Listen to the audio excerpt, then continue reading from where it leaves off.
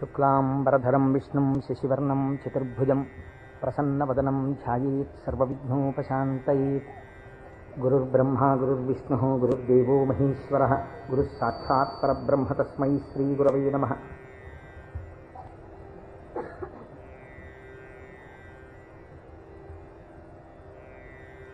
వ్యాసాయ విష్ణురూపాయ వ్యాసరూపాయ విష్ణవే నమో వై బ్రహ్మనిధయే వాసిష్ఠాయ నమో నమః. కూజంతం రామ రామేతి మధురం మధురాక్షరం ఆరుహ్య కవితాశాఖాం వందే వాల్మీకికోకిలం. శృతిస్మృతిపురాణానాం ఆలయం కరుణాలయం నమామి భగవత్పాదశంకరం లోకశంకరం.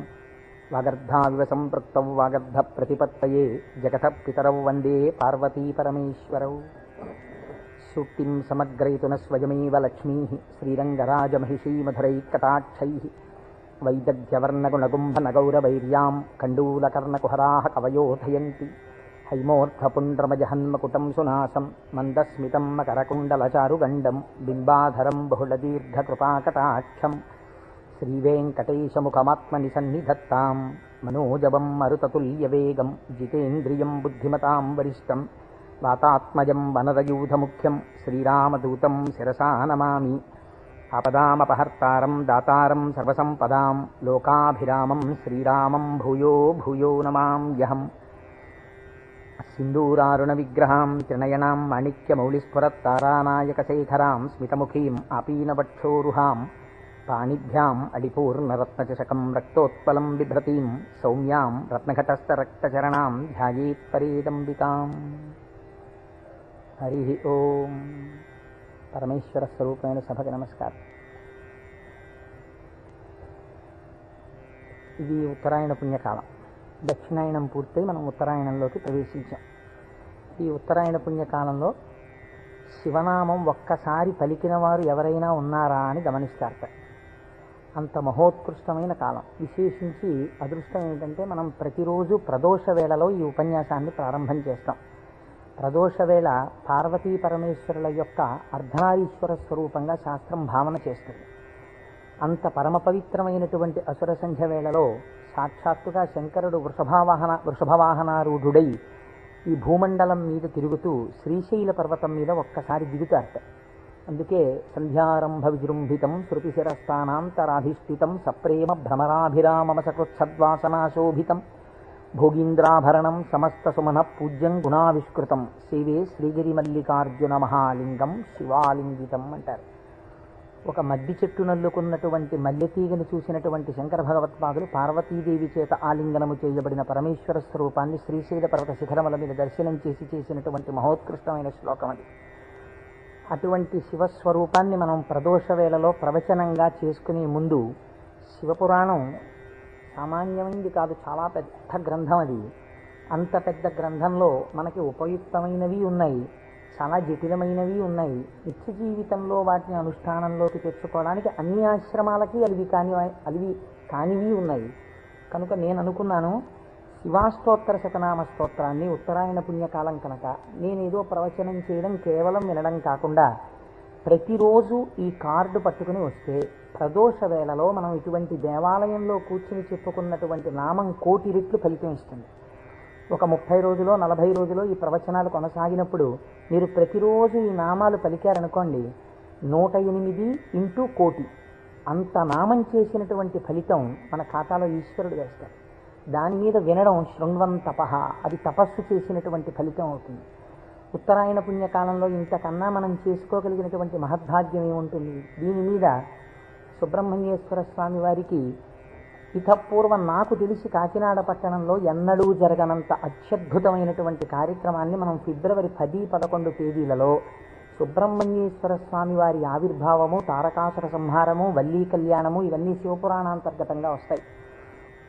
ఇవన్నీ విన్న తరువాత 200 జంటలు పాలకావిళ్ళు ఎత్తి పట్టుకుని, కావిడి పట్టుకున్న వాళ్ళకి ఇంకా ఆచంద్రతారార్కం వంశాభివృద్ధి కోరికలు తీరుస్తానని పరమాత్మ ప్రకటించారు.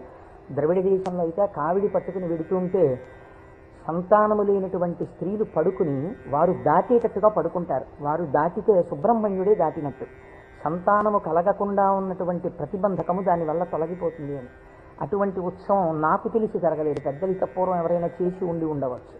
అటువంటి ఉత్సవాన్ని మనం ఫిబ్రవరి 11వ తారీఖున చేసుకోబోతున్నాం. ఇక్కడ ఆ రోజున సుబ్రహ్మణ్య సంబంధంగా ఒక గొప్ప హోమం జరుగుతుంది. సుబ్రహ్మణ్యుడికి పాలకావిళ్ళు పట్టుకొచ్చిన కావిళ్లల్లో పాలతోటే అభిషేకం జరుగుతుంది.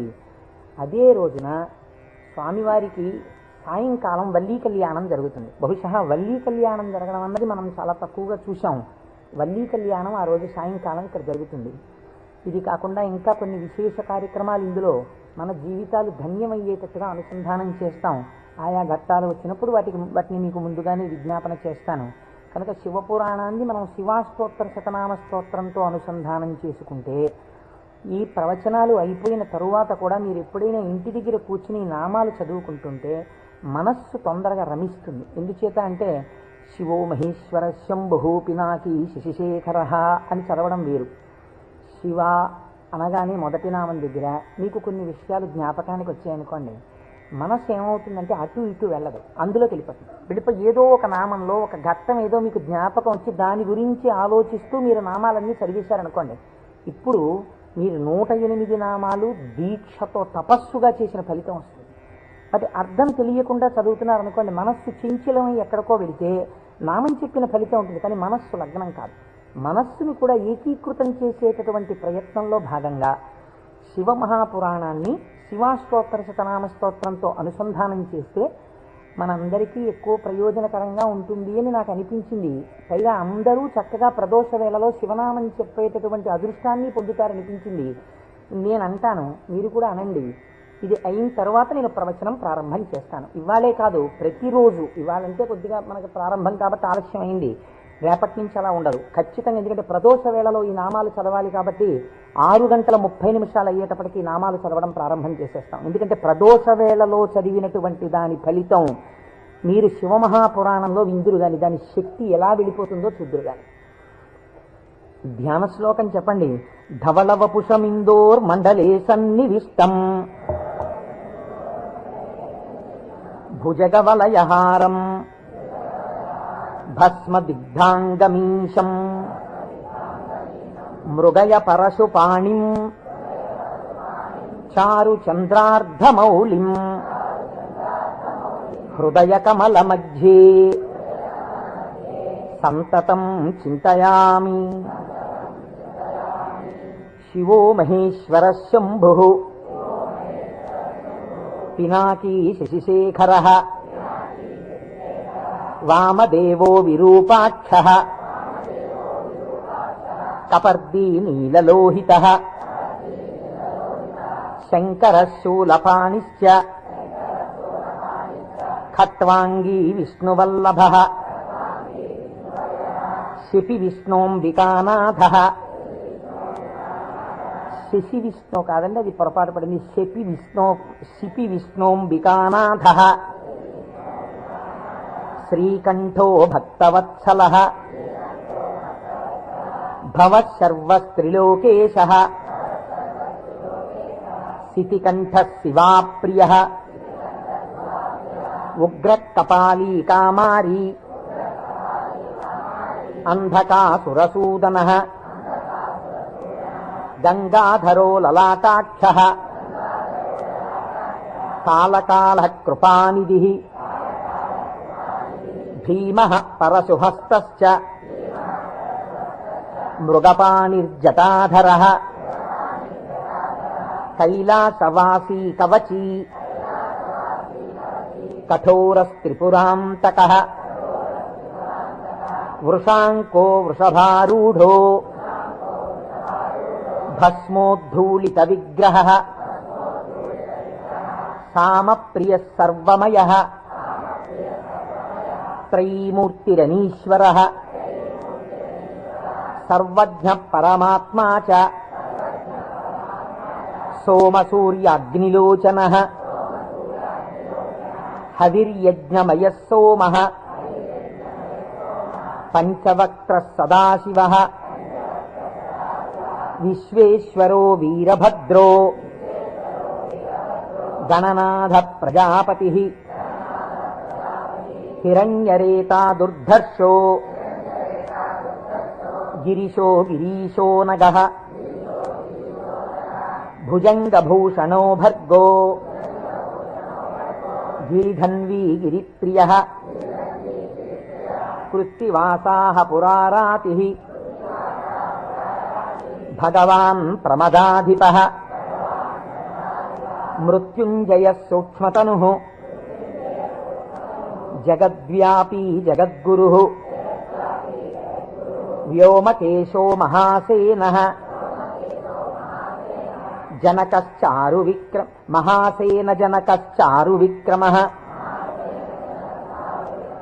రుద్రో భూతపతిస్థాణుః అహిర్భూజ్ఞో దిగంబరః అష్టమూర్తిరనేకాత్మా సాత్విక శుద్ధ విగ్రహః శాశ్వత ఖండపరశుః అజపాశ విమోచకః మృఢ పశుపతిర్దేవో మహాదేవో వ్యయో హరిః పూషదంతభిదవ్యగ్రో దక్షాధ్వర హరోహరః భగనేత్రభిదవ్యక్తః సహస్రాక్షః సహస్రపాత్ అపవర్గప్రదోనంతః తారక పరమేశ్వరః ఏవం శ్రీశంభుదేవస్య నామ్నామస్తోత్తరం శతం. శ్రీ శివాష్టోత్తరశతనామస్తోత్రం సమాప్తం.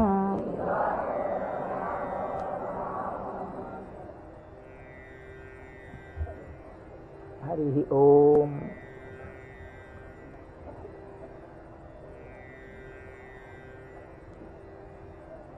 శివ అన్న శబ్దమే చాలా గొప్పది. ఈ శివాష్టోత్తర శతనామ స్తోత్ర ప్రారంభం కూడా శివశబ్దంతో ప్రారంభమైంది. ఆ పురాణము కూడా శివ మహాపురాణము అని శివశబ్దంతో ప్రారంభమైంది. శివశబ్దాన్ని అమరకోశం వ్యాఖ్యానం చేసింది. అమరకోశం అంటే మనకి సాధికారికమైనటువంటి గ్రంథము. చిత్రం ఏమిటంటే దాన్ని రచించినటువంటి వారు జైనుడు. అమరసింహుడు అనబడేటటువంటి ఒక జైనుడు ఆయన అమరకోశాన్ని రచించి దానితో పాటుగా అనేక గ్రంథాలని రచించారు. కానీ వారు శంకర భగవత్పాదాచార్య స్వామి వారితో వాదనకి దిగినప్పుడు శంకరుల చేతిలో ఓడిపోయారు. ఓడిపోయినప్పుడు ఆయనకి బాధ కలిగింది. నేను శంకరాచార్యుల వారి చేతిలో ఓడిపోయాను కనుక నేను రచించినటువంటి గ్రంథములన్నీ కూడా పనికిమాలినవైపోయాయని ఆయన ఆ గ్రంథములన్నింటినీ తగలబెట్టేశారు. తగలబెట్టేసినప్పుడు శంకర భగవత్పాదాచార్య స్వామి వారికి తెలిసి, వారు బహుకారుణికులు, కారుణ్యమూర్తి శంకరులంటే, వారు గబగబా వచ్చి, ఎంత పని చేశావయ్యా, గ్రంథాలను ఎందుకు తగలబెట్టేశావు అని ఉన్న ఒకే ఒక గ్రంథం, మిగిలిపోయినటువంటి గ్రంథం అమరకోశం. అమరకోశానికి ఉన్నటువంటి గొప్పతనం ఏమిటంటే అది మన సనాతన ధర్మములకు సంబంధించినటువంటి నామముల విషయంలో ఏ పక్షపాతం లేకుండా చక్కగా శృతి ఎలా ప్రతిపాదించిందో, స్మృతులు పురాణములు ఎలా ప్రతిపాదించాయో, తాత్వికమైనటువంటి విషయాల్ని, నామములకు అనేకమైన విషయములకు ఉండేటటువంటి అర్థాలని అలా ప్రతిపాదన చేశాడు అమరసింహుడు. దాన్ని అమరకోశము అని పిలుస్తారు. మనం ఏదైనా ఒక విషయాన్ని ప్రతిపాదన చేసే ముందు సాధారణంగా ఒక్కసారి అమరకోశాన్ని చూస్తూ ఉంటారు. శివశబ్దాన్ని అమరకోశం వ్యాఖ్యానం చేసింది. శివ అన్న మాటని ఏ విధంగా మనం అర్థం చేసుకోవలసి ఉంటుంది అంటే, అమరకోశంలో దాని గురించి అనేక రకాలైనటువంటి అర్థాలు చెప్పారు. అసలు ఈ అర్థం ఏమిటో మీకు తెలిస్తే తప్ప, లేదా నాకు తెలిస్తే తప్ప, మనం దాని గురించి కొద్దిగా అర్థం చేసుకునే ప్రయత్నం చేస్తే తప్ప అసలు శివ అనేటటువంటి నామానికి ఉన్న అర్థం తెలియదు. ఎందుకంటే శివ శివ అని రెండు శబ్దములు మనకి లోకంలో నానుడిలో ఉన్నాయి. శివ అంటే శంకరుడు, శివ అంటే పార్వతీదేవి, ఆయన యొక్క శక్తి స్వరూపం. శివ అంటే అమరకోశం అంటుంది శామ్యతి పరమానంద రూపత్వ నిర్వికారో భవతీతి శివ. నిర్వికారుడు అంటే మనకి వికారములు ఉంటాయి. నేను తరచూ మీకు ప్రస్తావన చేస్తుంటాను. ఈ జగత్తులో ఉన్నటువంటి సమస్త ప్రాణులకు, సమస్త జీవులకు 6 వికారములు ఉంటాయి. ఇవి షడ్వికారములు అంటారు. కాలములో ఏదైనా వచ్చిందనుకోండి, దానికి పుట్టినటువంటి తేదీ అని ఒకటి ఉంటుంది. పుట్టిన తేదీ అన్నది పడినది అంటే మీరు ఒకటి గుర్తుపెట్టుకోవాలి, అది షడ్వికారములకు లోనైపోతుంది. ఈ భావన మీ మనస్సులో బాగా రూఢమైందనుకోండి, బాగా పూనుకుందనుకోండి, అసలు సగానికి సగం లోకం పట్ల ఉండేటటువంటి తాదాత్మ్యత తగ్గిపోతుంది. ఇది కేవలం వినడానికి విన్నారనుకోండి, దీని వలన వచ్చేటటువంటి ప్రయోజనం తక్కువగా ఉంటుంది. ఇది బాగా లోపల జీర్ణమైందనుకోండి, మీకు అనేక విషయాలు అర్థం అవుతాయి. మీరు ఒక్కసారి గమనించండి, షడ్వికారములలో ఇక పూర్వం మీరు ఆ వస్తువుని చూడలేదు, కానీ ఆ వస్తువు, ఆ ప్రాణి, ఆ జీవుడు ఒకానొక కాలమునందు ఈ లోకములో పుట్టింది. కాబట్టి ఇప్పుడు దానికి జన్మము అన్న తేదీ ఒకటి వచ్చింది కాలంలో. సరే, కాలం అన్నది యథార్థమా అంటే బీజస్యాంతరివంకురో జగదిదం ప్రాంగ్ నిర్వికల్పం పునః మాయా కల్పిత దేశకాల కలనా వైచిత్ర చిత్రీకృతం అన్నారు శంకరాచార్యులు వారు. ఆ తత్వ పరిశీలనాన్ని పక్కన పెడితే ఒక జన్మ తేదీ ఉంది. ఈ జన్మ తేదీలో ఒక ప్రాణి కనపడగానే శాస్త్రం అంది 6 విషయాలు గుర్తుపెట్టుకో. ఇక పూర్వము లేనిది పుట్టినది. పుట్టినది మీరేమనాలి? ఎవరో పిల్లాడు పుట్టాడు, వాడు ఏడుస్తున్నాడు. పిల్లాడు ఉన్నాడండి. పుట్టిన పిల్లాడు ఏడవలేదు. అయ్యో ఏమిటి పిల్లాడు ఏడవట్లేదు అని కదిపి చూశారు. కదిపి చూస్తే డాక్టర్ గారు వచ్చారు, స్టెప్ పెట్టారు, ఊపిరి తీయట్లేదు, నల్లగా అయిపోయి ఉన్నాడు. అయ్యో అమ్మా, నీకు మృత శిశువు జన్మించాడు అని. కాబట్టి పుట్టినది. అసలు రెండో వికారం ఉంటుంది, ఉన్నది భవతి అనగా ఈ లోకములోకి వచ్చినప్పుడు అది ఉన్నది. అసలు ఉన్నది అని మీరు అనాలంటే అక్కడే శివ శబ్దం ప్రారంభం, మంగళత్వం. ఉన్నది. ఉన్నది అలాగే ఉండాలా? అలా ఉండదు, పెరగాలి. పెరిగినది. పెరిగినది పెరుగుతూ వెళ్ళిపోతుందా? నేనున్నాను, ఎవరి మీదో ఎందుకు పెట్టి చెప్పాలి? కోటేశ్వరరావు అనబడేటటువంటి ఈ శరీరం ఒక డేటు, ఈ డేట్ చెప్తే ఏమవుతుందంటే అదో పుట్టినరోజు కనుక చాలా మంది పాపం ఇచ్చేసి చాలా అలవాటు చేస్తున్నారు. అందరూ భయం వేస్తుంది నాకు ఆ డేట్ చెప్పడానికి. ఏదో 14/7/1959కి ముందు ఈ శరీరం లేదు. 14/7/1959లో ఈ శరీరం వచ్చింది. కాబట్టి ఈ శరీరం వచ్చినది ఉన్నది, ఏడిచింది అమ్మ కడుపులోంచి వచ్చి. అలాగే ఉందా? మా అమ్మ కడుపులోంచి వచ్చినప్పుడు ఎలా ఉన్నానో అలా ఉన్నానా? పెరిగినది. అబ్బో, ఎంత ధ్వజస్తంభం అంత పెరిగిపోయింది ఈ శరీరం. పెరిగినది. ఇది ఇలా పెరుగుతూ ఉంటుందా? ఉండదు, తరిగినది. మీరు నన్ను ఒక 20 సంవత్సరాల తర్వాత చూశారనుకోండి, ఇది తరిగిపోతుంది. ఈ శరీరం వడిలిపోయి క్షీణించిపోవడం ప్రారంభమైపోతుంది. తరిగినది. తర్వాత ఆయనేనా ఈయన అనవలసి వస్తుంది, మార్పు చెందినది. బాగా క్షీణించిపోయి ఇప్పుడున్నంత శరీరం ఉండదు. అయ్య బాబోయ్, అప్పుడు ఎంత ఉండేవారండి మనిషి, ఆయన ఈయన అటుకంత అయిపోయారండి అంటాం. కాబట్టి మార్పు చెందినది, తరిగినది. ఇంకా కొంతకాలం అయిపోయిన తర్వాత నశించిపోయినది. ఇది శరీరం అంత్యేష్టి సంస్కారం చేయబడిపోతుంది. కాబట్టి ఈ 6 వికారములు సమస్త ప్రాణులకు ఉండి తీరుతాయి. జన్మ తేదీ ఉన్నది, చిట్ట చివరి వికారమునకు కూడా సమయం ఉన్నది. ఈ మధ్యలో ఈ 6 వికారములు నడుస్తుంటాయి. ఈ 6 వికారములన్నవి లేనిది ఎవరైనా ఉన్నదా? ఉన్నది. అలా ఉన్నదేదో అదే శివ. అది కాలములో పుట్టలేదు, కాలములో పెరగలేదు, కాలములో ఉండలేదు, కాలములో తరగదు, కాలములో నశించదు.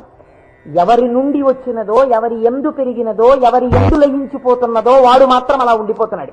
మేకలు వేయింజన్నను భాసురముగనొక్క కోటి పర్ణం వెక్కున్, ఆ కోతులు వేయింజన్నను కోకోయని కొంకినక్క కోయని కూర్చొని అంటారు జానపదులు. అందరూ వస్తారు, వెళ్ళిపోతాయి లోకాలన్నీ. చిట్ట చివరికి వెళ్ళిపోయిన లోకాలన్నీ ఎవరిలోకి వెళ్ళిపోయాయి? వాడు లయించిపోతాడా? వాడు లయించిపోడు. వాడిలోకి అన్నీ వెళ్ళిపోయి వాడు ఉండిపోతున్నాడు. అలా ఉండిపోయిన వాడెవడు? వాడు పరబ్రహ్మము. వాడికి శాశ్వతుడు, వాడికి కదలిక లేదు. వాడు ముందున్నాడు, చివరా ఉన్నాడు. అలా ఉన్నవాడెవడో వాడు నిర్వికారుడు. వాడికి వికారములు లేవు. వాడికి వికారం లేదు కాబట్టి వాడు ఎలా ఉంటాడు? వాడి జుట్టు తెల్లబడదు కదండి, వాడికి ముసలితనం లేదు, కాలము లొంగదీయలేదు. కాబట్టి ఇప్పుడు వాడు నిత్య యవ్వనుడు. అందుకే శివుడి గురించి చెప్పినా, అమ్మవారి గురించి చెప్పినా మనం ఏం చెప్తామంటే నమశివాభ్యాం నవయవ్వనాభ్యాం అంటాం. ఈ శ్లోకం మా ముత్తాత గారు చెప్పారు, అప్పుడు నవయవ్వనులే వాళ్ళు. మా తాతగారు చెప్పారు, అప్పుడు నవయవ్వనులే వాళ్ళు. మా ముత్తాత గారు వెళ్ళిపోయారు, మా తాతగారు వెళ్ళిపోయారు, మా తండ్రి గారు చేశారు కొంతకాలం ఆ శ్లోకాలు, మా తండ్రి గారు వెళ్ళిపోయారు. ఇప్పుడు నేను చేస్తున్నాను. నేను చెప్పిన నమశివాభ్యాం నవయవ్వనాభ్యాం పరస్పరాశ్లిష్టవపుర్ధరాభ్యాం. అదేమిటండి, మా ముత్తాతగారు, తాతగారు, తండ్రి గారు, నేను 4 తరాలు మారిపోయాయి, ఇంకా నవయవ్వనాభ్యామేనా? ఆ శ్లోకం మార్చద్దా? వృద్ధాప్యం రాదా? రాదు. ఎందుకు రాదు? మీరు కాలమునకు వశులై కాలమునందు మార్పు మీకు వస్తుంది. కాలస్వరూపములో మీ యందు మార్పులు తెచ్చేవాడెవడున్నాడో వాడు మార్పునకు అతీతుడుగా సాక్షిగా ఉన్నాడు. కదిలే వస్తువుకి కదలని వస్తువు ఆధారమై ఉంటుంది. మీరు బాగా జ్ఞాపకం పెట్టుకోండి. కదిలే వస్తువుకి గడియారానికి ఉన్నటువంటి పెంజూలం ఊగాలనుకోండి, పెంజూలంని పట్టుకున్నటువంటి స్ప్రింగ్ ఊగకూడదు. స్ప్రింగ్ కూడా ఊగడం మొదలెట్టింది అనుకోండి, ఇంకేంటి అలా ఊగదు. స్ప్రింగ్ నిలకడగా ఉంటుంది, పెంజూలం ఊగుతూ ఉంటుంది. ఒక కదిలే వస్తువుకి ఒక కదలని వస్తువు ఎప్పుడూ కూడా ఆధారమై ఉంటుంది. వికారములు కలిగిన జగత్తుకు ఏది వికారములకు అతీతమై ఉన్నదో అది ఆధారమై ఉన్నది. దాని అందే ఈ సమస్త జగత్తు పుట్టి పెరిగి లయించుచున్నది. అటువంటిదేదో అది వికారాతీత స్థితి కలిగినటువంటి పరబ్రహ్మము. దానిని నువ్వు ఒక నామవాచకంతో పిలవాలనుకుంటే శివ అని పిలవవచ్చు. కాబట్టి ఇప్పుడు శివశబ్దం ఎవరిని చెప్తోంది? పరబ్రహ్మాన్ని చెప్తోంది. ఇప్పుడు ఆయన ఎలా ఉంటారు? నిర్వికారమై నిరంజనమై. ఇదే కదండి శివకవచం మాట్లాడుతుంది పూర్వభాగంలో. ఆయన యొక్క స్థితిని ఆయన ఎలా నిర్వికారుడై ఉంటాడో చెప్తుంది. ఇటువంటి పరమాత్మ స్వరూపం మీ కన్నులకు కనపడుతుందా? వికారము పొందుతున్న జగత్తు మీకు కనపడుతుంది, కానీ వికారములు పొందుతున్నటువంటి జగత్తుకి తను ఆధారముగా ఉన్నవాడు మీకు కనపడతాడా? కనపడడు. ఈయనకి ఒక రూపం తీసుకొచ్చి చూస్తే ఎలా ఉంటాడు అంటే, అమరకోశంలో ఎంత అందంగా మాట్లాడాడో చూడండి. అమరసింహుడు పరమానంద రూపత్వ, ఆయన పరమానందమును పొందుతూ ఉంటాడు. ఎందుకని? మన అందరికీ సుఖ దుఃఖాలని ద్వంద్వాలుంటాయి, ఎప్పుడూ ఆనందంతో ఉండం. ఆయనకి వికారాలు ఏమీ లేవు, అందుకని ఆయన ఎప్పుడూ పరమానందంతో ఉంటాడు. ఎక్కడుంది పరమానందం? బయట ఉన్న వస్తువుల వల్ల ఆనందం కాదు, లోపలే ఉంది ఆనందం. ఆ ఆనందంతో తన్మయాన్ని పొందుతూ ఉంటాడు. అది నోటితో చెప్పడం కుదరదు. ఇప్పుడు ఎలా చెప్పాలి అంటే, పద్మాసనం వేసుకుని చేతులు రెండు ఇలా పెట్టుకుని కన్నులు ఇలా అరమోట్పు కన్నులతో ఉండి తనలో తాను రమిస్తూ కనపడుతుంటాడు. శంకరుడి యొక్క ఫోటో మీరు చూశారనుకోండి, చూస్తే ఆయన అరమోట్పు కన్నులతో కూర్చుని సంతోషంతో ఆనందంతో ఉన్నట్టుంటాడు. ఇందులో ఇంకా లోకరక్షణ హేతువుగా అభయముద్ర పట్టినట్టుగా ఉండి ఆయన అరమోట్పు కన్నులతో ఆనందంతో రమించిపోతున్నట్టుగా ఉంటుంది శివస్వరూపం. అంటే ఘనీభవించినటువంటి ఆనంద స్వరూపమే పరమాత్మ యొక్క స్వరూపం. పరమాత్మ నిత్యానందము ఏది ఉన్నదో దాన్ని రాశీభూతం చేస్తే అదే శివ. కాబట్టి ఇప్పుడు పరమాత్మ యొక్క స్వరూపమేమి? ఆనంద ఘనమే పరమాత్మ. కాబట్టి ఇప్పుడు ఆయన అన్ని వికారములకు అతీతుడై తనలో తాను రమించిపోతూ ఆనందపడిపోతూ ఉండేవాడెవరో, కదలిక ఉండదు ఇంకా మనస్సులో, అన్ని అరికట్టి లోపల ఉన్నటువంటి ఆనందంతో తాను కలిసిపోయి తానే చిదానంద రూపుడై ఉంటాడు. దీనికి మీకు పోలిక చెప్పాలంటే ఒక్కటి కుదురుతుంది. మనం కదులుతున్నటువంటి తరంగములు కలిగిన సరోవరాలం. మీరు చూడండి, అందుకే నిద్ర లేవగానే ఏది ప్రారంభం అవుతుంది పనిచేయ మీకు ప్రారంభంలో నిద్ర లేచారు అనగానే, నిద్ర లేవడం అంటే ఏమిటో తెలుసా అండి? శరీరం లేవడం కాదు. ముందు ఏది లేస్తుందో తెలుసా? పరమాత్మతో రమిస్తున్నటువంటి మనస్సు విడివడుతుంది.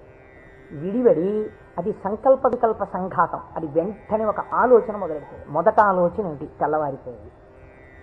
ఈ తెల్లవారిపోయిందన్న మొట్టమొదటి ఆలోచన అది చెయ్యగానే నిర్మలంగా ఉన్నటువంటి నీళ్ళ దగ్గరికి వెళ్ళి మీరు ఒక చిన్న రాయి తీసుకుని ఇలా వేశారనుకోండి, అదేం చేస్తుందంటే ఇలా ఒక తరంగం కదులుతుంది. కదిలి అలా వెడుతుంది. ఇది ఒక్కటే వెళ్ళదు, ఇది వెడుతూ ఇంకో తరంగాన్ని తయారు చేస్తుంది, ఇంకో తరంగాన్ని తయారు చేస్తుంది. అలా కదులుతూ తరంగాలుగా ఒక కదలిక రాగానే ఇంకో కదలిక వస్తుంది. తెల్లవారిపోయింది, ఇవాళే నువ్వు శివమహాపురాణం మొదలెట్టాలి, ఇవాళే నువ్వు ఫలానా వాళ్ళ ఇంటికి వెళ్ళి ఒక్కసారి ఆశీర్వచనం చెయ్యాలి, చూసావా తెల్లవారిపోతుంది గబగబా సంధ్యావందనం చెయ్యాలి. ఒకదాని వెనక ఒకటి సంకల్పాలు వచ్చేస్తాయి. ఇవి సుఖములకు దుఃఖములకు కూడా హేతువులు అవుతుంటాయి. ఈ సంకల్పాతీతుడై సంకల్పములు దేనిలోంచి పుడుతున్నాయో అది తానై నిరంజన స్వరూపమై ఆనంద ఘనమై కూర్చున్నవాడెవరో వాడు పరమాత్మ, వాడు శంకరుడు. కాబట్టి శివుడు ఆయన ఇక్కడే సమస్తాన్ని చూస్తుంటాడు. అటువంటి ఆనంద ఘనమునకు శివ అని పేరు. ఇప్పుడు దీనివల్ల మీకేం తెలుస్తోంది? మనుష్య జన్మ యొక్క చిట్ట చివరి ప్రయోజనం ఏమి? ఆ ఆనందము మీరే అగుట. అటువంటి ఆనంద స్వరూపులుగా మీరు మారడమే మనుష్య జన్మ యొక్క ప్రయోజనం. దానికే మోక్షము అని పేరు. కాబట్టి ఇప్పుడు అటువంటి మోక్షస్థితిని పొందాలనుకున్న వాళ్ళకి ఎవరు ఆరాధ్య దైవము? శివుడే. కాబట్టి శివ శివయోకోధ్యేయ శివంకర. కాబట్టి ఏమండి మీరు చెప్పింది బాగుంది, కానీ మేము గృహస్థాశ్రమంలో ఉన్నాం కదా, మాకు భార్య బిడ్డలు ఉన్నారు కదా, మాకు సంకల్పాలు ఏవి వద్దు అని మేమందరం కూడా ఇలా ముక్కు మూసుకుని లేచిన దగ్గర నుంచి ఏదో సంధ్యావందనం చేసుకుని ఒక పూజా మందిరంలో ఇలా కూర్చుండిపోతే మనస్సుని అంతర్ముఖం చేసే ప్రయత్నం చేస్తూ ఏదో లోపల ఉన్నటువంటి ఆ వస్తువుని కనిపెట్టే ప్రయత్నం చేస్తూ మేము ఉండిపోతే నా భార్య పరిస్థితి ఏమిటి, నా పిల్లల పరిస్థితి ఏమిటి? అసలు మరి గృహస్థాశ్రమంలో ఉండి కొన్ని కోరికలంటూ ఉంటాయి కదా, మరి తప్పదు కదా. అప్పుడు ఈ స్వరూపాన్ని పట్టుకుంటే ఉపయోగమే ఉండదా? ఇంకేమీ అలా కోరికలు తీర్చడాలు అలా ఏమి ఉండవా? కేవలం ఆనందం మోక్షం ఇంటి అనే పరిస్థితి కాదు. కాదు అమరకోశం అంది వెంటనే మళ్ళీ చేరతే సజ్జన మనాం స్మస్మిన్నితిగా. ఈయన యందు సజ్జనుల యొక్క మనస్సు రమించుచుండును. ఈ మాటని మీరు చాలా గట్టిగా పట్టుకోవాల్సి ఉంటుంది. మీకు చూడండి, నేను ఇంతకన్నా మీకు ఉదాహరణ చెప్పడానికి సాధ్యం కాదు. ఇంకా వంటింట్లో ఒక పంపు ఉంటుంది, బాత్రూంలో ఓ పంపు ఉంటుంది, వరండాలో ఒక పంపు ఉంటుంది, వాష్ బేసిన్ దగ్గర. మీకు ఇంకా అవసరం అనుకున్నారనుకోండి, ఏదో మీరు భోజనాలు చేసే గదిలో చేతులు కడుక్కోవడానికి ఒక పంపు ఉంటుంది. ఇన్ని పంపుల్లోనూ మీకు ఏకకాలమునందు ఎక్కడ విప్పినా నీళ్లు రావాలనుకోండి, ఏది నింపాలి? ఏ పంపు కొట్టంలో నీళ్లు పోస్తారా? ఓవర్ హెడ్ వాటర్ ట్యాంక్లో నీళ్లు పోస్తారు. ఓవర్ హెడ్ వాటర్ ట్యాంక్లో నీళ్లు పోస్తే అన్ని పంపుల్లోనూ నీళ్లు వచ్చినట్టు శివస్వరూపాన్ని పట్టుకుంటే అది ఏ రూపంగా, ఏ రకంగా, ఏ విభూతితో, ఏ లక్షణంతో, ఏ గుణంగా మీ మనస్సు ఇష్టపడిన ఏ విధానంగా ఒక్కదాన్ని మీరు పట్టుకుని రమించిపోవడం ప్రారంభించినా అది మీకు కావలసిన సమస్తాన్ని ఇస్తుంది. అలా ఇవ్వగలదు. దానికి ఆ శక్తి ఉన్నది. అది మిమ్మల్ని కాపాడుకుని వస్తుంది. మీరు చూడండి, గొడుగు ఒక్కటి ఇలా పట్టుకున్నారండి, ఇలా గొడుగు పట్టుకుని వెళ్ళిపోతున్నారు. ఇలా గొడుగు పట్టుకు వెళ్ళిపోతుంటే బయట మంచి ఎండ కాసింది. ఇప్పుడు ఆ గొడుగు మిమ్మల్ని రక్షిస్తుందా, రక్షించదా? రక్షిస్తుంది. మీరు వెళ్ళిపోతుండగా మంచి మబ్బు పట్టి వాన ప్రారంభమైంది. గొడుగు రక్షిస్తుందా, రక్షించదా? రక్షిస్తుంది. వాన తగ్గిపోతోంది, ఇంకా కొద్దిగా ఎండ వస్తే బయలుదేరదాం అనుకుని మీరు చెట్టు కింద నించున్నారు. ఒక పక్షి పై నుంచి రెట్ట వేసింది. మీ మీద పడకుండా గొడుగు రక్షిస్తుందా, రక్షించదా? రక్షిస్తుంది. ఒక గొడుగు మీకు శీతలము నుండి, ఉష్ణము నుండి, జలధార నుండి, పక్షి రెట్ట నుండి, ఇన్నిటి నుంచి కాపాడినప్పుడు పరమాత్మని పట్టుకున్న వాడి కోరికలు కూడా అన్ని భంగులా తీరుతాయి. మీకు ఏది కావాలో అది వాడు ఇవ్వగలడని మీరు ఎలా అనుకోవట్లేదు? అచేతనమైన ఒక గొడుగు మీకు ఇన్నింటిని ఇవ్వగలిగినప్పుడు మీరు పట్టుకున్న పరమాత్మ మీకు ఏది అవసరమో అది మీకు ఇవ్వడని మీరు ఎలా అనుకుంటున్నారు? మీకు ఏది కావాలో మీరు అడగక్కర్లేకుండా మీకు తీరుస్తాడు. అది గొప్ప. మీరు శాస్త్రంలో ఒక మర్యాద తెలుసుకోవాలి. మీరు అడిగితే ఇచ్చినవాడు గొప్పవాడు కాదండి. మీరు వెళ్ళి అడిగారనుకోండి, వెంటనే మీరు జీవితంలో చాలా దిగజారిపోయినట్లయిపోతుంది. ఒకరి దగ్గరికి వెళ్ళి, అయ్యా నాకు ఇది లేదండి, నన్ను మీరు కొంచెం అనుగ్రహించి నాకు ఇది కలిగేటట్టుగా మీరు చెయ్యండి అని అడిగారనుకోండి, వాచికంగా నోరు విప్పి ఒకరి దగ్గరికి వెళ్ళి నాకు ఇది ఇప్పించండి అని అడిగినప్పుడు ఆత్మహత్యా సదృశమే. వాడు చచ్చిపోయినంత బిడియపడిపోతాడు. ఎవరు శీలమున్నవాడు బెంగ పెట్టుకుంటాడు. నోరు విప్పి అడగడమా, వెళ్ళి నాకు ఇది ఇవ్వండి అని ఎలా అడగను అంటాడు. అడగలేడు. అందుకే మనకి పూర్వకాలంలో మీకు తెలుసో తెలీదో, మీసంలో ఒక వెంట్రుక తాకట్టు పెట్టి అప్పు తెచ్చుకునేవారు. మీసంలో వెంట్రుక తాకట్టు పెడితే అప్పు ఇవ్వడం ఏంటండి? అంటే వాళ్ళ రోషానికి చిహ్నం అది. ఎన్నడూ నేను ఒకరిని చెయ్యి అడగలేదురా, చెయ్యి జాపి అడగలేదు. అటువంటి వాణ్ణి నిన్ను అడుగుతున్నాను. నేను ఇంత సిగ్గుపడిపోయానడానికి ఉదాహరణ ఏమిటో తెలుసా? ఈ వెంట్రుక ఒకటి నీ దగ్గర పెట్టుకో, మళ్ళీ తీర్చిన నాడు ఈ వెంట్రుక తీసుకెళ్తాననేవాడు. వాడి రోషానికి, వాడి శీలానికి ఆ వెంట్రుకని ప్రాతిపదికగా తీసుకుని అప్పించేవారు పూర్వం. అందుకే నా మీసంలో వెంట్రుక తాకట్టేశాననేవారు పూర్వం. కాబట్టి ఒకరి దగ్గరికి వెళ్ళి అడగడం అంటే అంత చిన్నతనం. పరమాత్మ అయినా మిమ్మల్ని అలా చిన్నబుచ్చి ఇస్తాడని మీరు ఎలా అనుకుంటున్నారు? గొడుగు పచ్చి రెట్ట నుంచి నన్ను కాపాడు, వాన పడితే కాపాడు, ఎండగా ఉంటే కాపాడు, పైనుంచి ధూళి పడకుండా కాపాడు, ఓ గడుగా నన్ను రక్షించు అని మీరంతా స్తోత్రం చేసి వేసుకుంటున్నారేంటి? ఇలా విప్పిలా పట్టుకుంటే అంతే రక్షించేయడం దాని ప్రయోజనం. అలా మీరు శివస్వరూపాన్ని పట్టుకుంటే, ఎలా పట్టుకున్నా సరే, అంటే ఎలా పట్టుకోవాలంటే అభిషేకాలు చేయాలా, పూజలు చేయాలా, లేకపోతే దాని స్వరూపం బాగా తెలుసుకోవాలా, అర్థం అవ్వాలా? కాదు. మీ మనస్సు ఏదో ఒక విషయంలో రమించింది అంతే, అది చాలు. మిమ్మల్ని మీకు రక్షణ కల్పించడానికి అది హేతు అవుతుంది. మీకు నేను ఒక ఉదాహరణ చెప్తాను. మీరు దాని వలన దీని వ్యాఖ్యానాన్ని బాగా పట్టుకోగలుగుతారు.